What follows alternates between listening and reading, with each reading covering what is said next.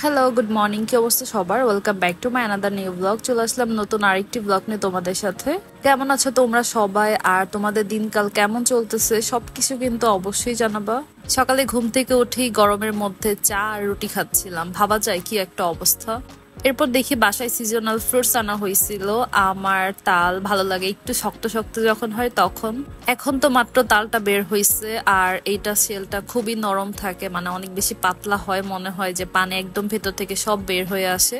এটার খোসাগুলোকে ঠিক মতো ছিলে খাওয়াও যায় না, এমন একটা কন্ডিশন হয়েছে এখন।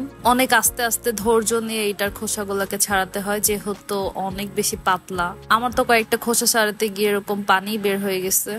এই তালটা আর কিছুদিন পর আমার কাছে খেতে খুবই ভালো লাগে, যখন একটু শক্ত শক্ত হয় তখন আমার কাছে এত বেশি গরম পড়ে ইদানিং মনে হয় যে সারাক্ষণ ওয়াশরুমেই বসে থাকি ঠান্ডার মধ্যে।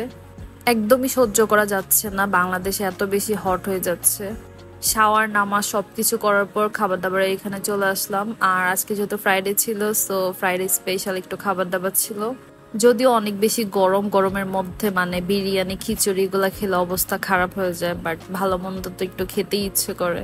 গরম থাকুক আর যাই থাকুক, মানে বিরিয়ানি খিচুড়ি এগুলা দেখলে তো আর লোভ সামলানো যায় না। এরপর আমি একটু বের হয়েছিলাম দুপুরে রোদ্রের মধ্যে। ভাইরে ভাই, আমার জান একদম বের হয়ে যাচ্ছিল, মানে এত গরম বাইরে। ঘামে গরমে একদম নাজেহাল অবস্থা, মনে হয় যে একদম জীবনটা এখনই চলে যাবে। বাসায় আসলাম, আর বাসায় আসার পর একটু সবকিছু গোছায় নিচ্ছিলাম। অনেকগুলা কাপড় চোপড় জমছিল, তো ওগুলো একটু সব ভাঁজ করে রাখতেছিলাম।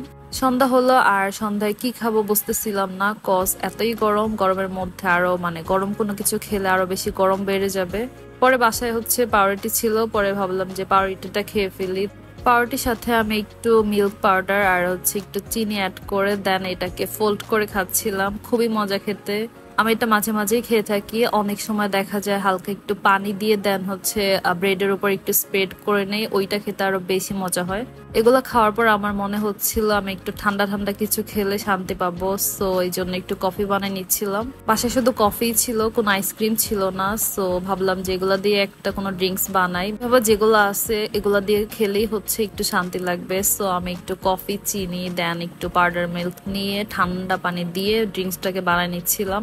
এটার মধ্যে যদি একটু চকলেট আইসক্রিম দিতাম তাহলে অনেক বেশি ফাটাফাটি হতো, বাট স্যাড ব্যাপার হচ্ছে কোনো চকলেট ফ্লেভার আইসক্রিম ছিল না, সো এই অবস্থাতেই খাওয়া লাগবে। আর এটা যখন খাচ্ছিলাম খুবই শান্তি পাচ্ছিলাম। গরমের মধ্যে এর থেকে বেটার আর কিছু হয় না।